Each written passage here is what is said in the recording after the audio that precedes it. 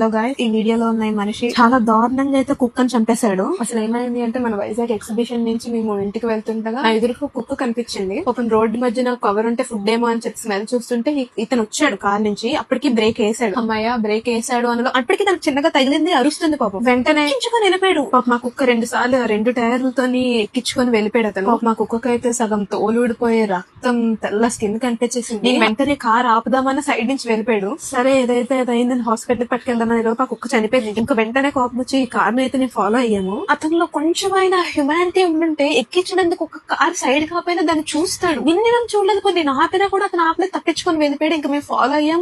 ఎన్నిసార్లు గ్యాప్ దొరికితే తప్పించేసుకోవడానికి చూసాడు. ఇంకా పోలీసులు వచ్చాక అతను బండి సైడ్ కాపాడు. మేము ఆపి నిలదీస్తున్నా కూడా అతనికి మినిమం బాధ లేదు. నాకు ఎక్కడ బాధ వేసిందంటే వీళ్ళు అది స్ట్రీట్ డాగ్ కదా, అది మీ కుక్క, అది ఊర కుక్కే కదా అని అంటున్నారు. ఏమండి అది ఊర కుక్క అయితే దానికి ప్రాణం లేదా, దానికి నొప్పి రాదా? మేము మీలో చాలా మందికి బాధ తెలియదండి, కుక్కలు పెంచుకునే వాళ్ళకి మాత్రమే తెలుస్తుంది, లేదా మీలో కొంచెం హ్యుమానిటీ ఉందో మీకు అర్థమవుతుంది. వీళ్ళకైతే కొంచెం కూడా బాధ లేదండి. ఒక తల్లిగా ఆవిడకైనా ఒక నొప్పి అనేది తెలియాలండి. ఆవిడే అడ్డంగా దబాయిచ్చి గొడవాడుతున్నారు. నా బాధ అంతా వీళ్ళు కొంచెం కూడా కుక్క చనిపోయిందన్న బాధ లేదు, తిరిగి మాతో గొడవాడుతున్నారు. నేను వీడియో తీసి పెడతాను గానీ అతను భయపడి సారీ చెప్తున్నాడు కానీ ఆ కుక్క చనిపోయినందుకు బాధ కూడా లేదు అతనికి. నాకు తెలుసండి రోడ్డు మీద ఎన్నో ఇలాంటివి అవుతాయి. తెలుసో తెలియకో చేశారు అనుకోవచ్చు, వీళ్ళు తెలిసే చేశారు, చూసే చేశారు. ఇలాంటి వాళ్ళు మన చుట్టే బోల్డ్ అంత మంది ఉంటారు. ఇలాంటి వాళ్ళు ముఖాలు బయటకు తెలియాలి, వీళ్ళకి బుద్ధి రావాలి అనే చేస్తున్నా ఈ వీడియో.